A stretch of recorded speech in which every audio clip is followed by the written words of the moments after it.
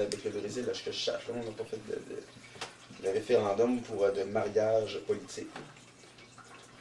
Donc, ça veut dire que cette solidarité-là traverse totalement les frontières. Et donc, c'est pas une frontière, en fait, politique qui nous a empêchés de faire de la solidarité. Et d'être solidaires, par exemple, avec les autres mouvements canadiens, qui vont nous permettre de nous soutenir mutuellement. Et c'est ça qu'il faut garder. Et donc, je vais continuer, en fait, on était rendu à politique, économie. Bon, social, on l'a fait un peu, en fait, mais avec la question de conflit de classe. Là. Mais les classes sociales, en fait, c'est ça. On veut créer une solidarité entre diverses classes sociales, entre les mêmes classes sociales à travers le monde. Donc, au niveau, par exemple, et donc au niveau social, on ne peut pas se solidariser avec ceux qui nous oppriment, avec les autres classes sociales. Alors, qu'est-ce qui reste? Au niveau idéologique, bon, on sait très bien que nous autres, en tant que Parti communiste, on est quand même dans un mouvement international et internationaliste qui nous permet quand même d'être sur la même longueur d'onde que beaucoup d'autres gens à travers le monde. Et c'est ça que la beauté, je crois, du mouvement communiste à travers le monde. Moi, ça a été une des raisons pour lesquelles j'ai adhéré au Parti communiste ici. Parce que ça nous permet quand même d'avoir une solidarité internationale vraiment très forte. Et même une fraternité internationale. Donc, qu'est-ce qui reste? Le culturel. Elle est là la raison, en fait. La véritable raison, en fait, qui nous permet de vouloir l'indépendance du Québec. Et le seul endroit, en fait, où on reste opprimé en tant que Québécois, c'est au niveau culturel. Et la seule raison, en fait, qui échappe à cette espèce qui échappe, disons, à toutes les considérations économiques, politiques, sociales, c'est la culture. La culture transcende beaucoup de choses. Elle va transcender même les idéologies, à la limite, parce que toutes les idéologies peuvent, par exemple, utiliser le levier culturel pour se renforcer, la droite comme la gauche. On regarde, c'est ça, justement, au niveau, par exemple, du Venezuela, on essaie de créer un nationalisme latino-américain, mais en utilisant une certaine culture. Je veux dire, si vous regardez Cuba, par exemple, la culture est quand même très au centre de la révolution. On cherche justement à mettre en valeur cette culture-là. Et il y a même, par exemple, des vieilles institutions culturelles qui datent du temps de Batista et qui pourtant ont survécu. Pourquoi? Parce qu'elles font partie quand même de certains patrimoines. Mais je veux dire, la salsa, par exemple, je veux dire, les Cubains n'ont pas commencé à danser la salsa à partir de 1959. Et donc, c'est ça, c'est-à-dire, et la culture, en fait, est quelque chose de très, très, très, très, très important. Et c'est ce qui m'amène, en fait, à aller chercher. La culture québécoise, justement, s'est révélée dans les années 70, 60, 70 quand même aussi. Il y a eu un retour vers la culture québécoise de la part de la gauche. Pourquoi? Parce que ça s'avérait une résistance face à l'impérialisme anglais.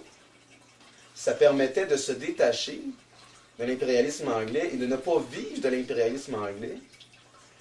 Et donc, ça permettait d'inclure des individus à l'intérieur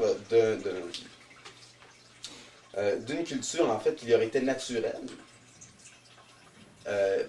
Et donc, de créer un mouvement de résistance. Et c'est justement là où je vais aller, en fait, avec une notion, en fait, que j'ai découvert en lisant un certain sociologue québécois qui s'appelle Yves Beauchemin. Lui parlait, en fait, de deux catégories de nations. Comment est-ce qu'on peut qualifier la nation? Il y a la nation politique et il y a la nation empirique.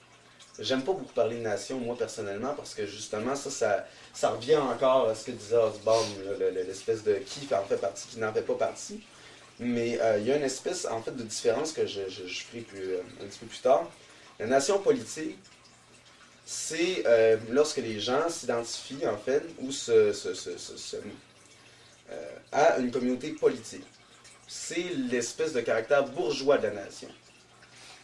En fait, c'est associé beaucoup à l'État bourgeois, parce qu'on va se sentir, le sentiment d'appartenance, il va aller à l'État bourgeois, il va aller par exemple au Canada, Il va aller pour les Colombiens à la Colombie. Il va aller aux États-Unis, aux États-Unis d'Amérique, au gouvernement américain. Donc les gens vont sentir cette solidarité-là. Mais par contre, c'est une solidarité qui a été fabriquée par les libéraux ou par, en fait, particulièrement les forces bourgeoises, qui essaient de fabriquer cette espèce de sentiment d'appartenance afin d'avoir cette mainmise et de mettre fin aussi aux différents conflits de classe, mais aussi aux différents conflits culturels. Et comme justement, ils font partie de cette espèce de communauté politique et que c'est eux-mêmes qui la créent, cette communauté politique, bien souvent pour leurs besoins économiques. C'est pour ça qu'on parle justement que les différentes frontières ont été tracées par l'impérialisme. Mais ils veulent créer ce sentiment-là. Parce que si les gens ont un sentiment d'appartenance, mais là, la nation empirique, et ça, la nation empirique, en fait, qu'est-ce que ça regroupe? C'est des nations, en fait, qui sont... par exemple, le Kurdistan est une nation empirique. Parce qu'ils partagent une histoire commune, une culture commune, et disons que c'est quelque chose qui a beaucoup plus traversé le temps, en fait, qui n'a pas été créé artificiellement. C'est plus naturel, c'est plus une communauté naturelle. Donc, la nation empirique, elle, en tant que telle, est beaucoup plus légitime. Pourquoi est-ce qu'elle est plus légitime? Parce qu'elle elle fait beaucoup plus référence à la culture, et justement, elle n'a pas été créée par l'oligarchie. Elle n'a pas été créée par une autre, en fait, par les classes puissantes. Et donc, c'est celle-là qu'il faut opposer, en fait, à la nation politique. Mais pour aller encore plus loin que ça, en fait, pour aller encore plus loin que la nation empirique, et comment est-ce que cette nation-là... bon, il y a la question de la culture, mais la question aussi, justement, comment est-ce que cette nation-là, oui, si on regarde Osborne, cette nation-là peut exclure des gens. C'est-à-dire que nous, on est Québécois, eux autres ne le sont pas, ils ne méritent pas d'être Québécois. Là, en fait, où selon moi, je pense que le bas blesse plus, c'est qu'il y a une différence, en fait, entre affirmation d'un peuple ou d'une culture et aussi le chauvinisme. Et ça, le chauvinisme, il ne faut vraiment pas tomber là-dedans, ça c'est une autre question, et qui alimente beaucoup le nationalisme. C'est-à-dire que le chauvinisme et le nationalisme en tant que tel, le nationalisme chauviniste, je dirais, le gros problème avec ça, c'est que c'est de vouloir d'être centré, en fait, comme un nombril sur la petite nation, sur seulement les intérêts de la nation, et de dire que nos intérêts sont supérieurs à d'autres nations, et que comme nous, on est supérieur à d'autres nations, comme nous, on a en fait le droit, plus le droit que les autres de profiter des biens de cette terre, eh bien, les autres n'ont pas le droit d'entrer dans notre nation, telle nation n'a pas le droit d'y entrer parce que on n'aime pas cette nation-là, parce qu'elle est inférieure, pour plein de raisons qui sont souvent bien plus politiques, économiques et sociales que culturelles ou idéologiques, et donc répondent beaucoup plus de l'oligarchie. Mais en plus, ça va faire en sorte en fait qu'on va glisser vers une espèce de racisme, où on va dire que c'est ça. Dès qu'on fait une hiérarchie au niveau des différentes nations, dès qu'on fait une hiérarchie entre les différentes cultures, et on dit qu'il y a une culture qui a plus de valeur qu'une autre, et bien là, à ce moment-là, tout est permis. Et là, on vient qu'à avoir une haine pour l'autre culture. Et c'est d'ailleurs souvent les raisons qu'on a utilisées, par exemple, avec des soldats pour dire on a fait souvent des mensonges sur telle ou telle personne, tel groupe de personnes, sur les Juifs ou sur telle personne, pour que les soldats puissent avoir cette haine féroce contre un groupe en particulier et puissent en venir à des actes de barbarie totale.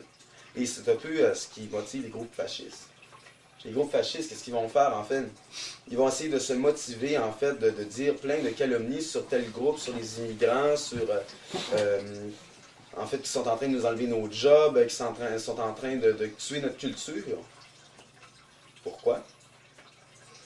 Pour justifier l'injustifiable, pour déshumaniser l'homme.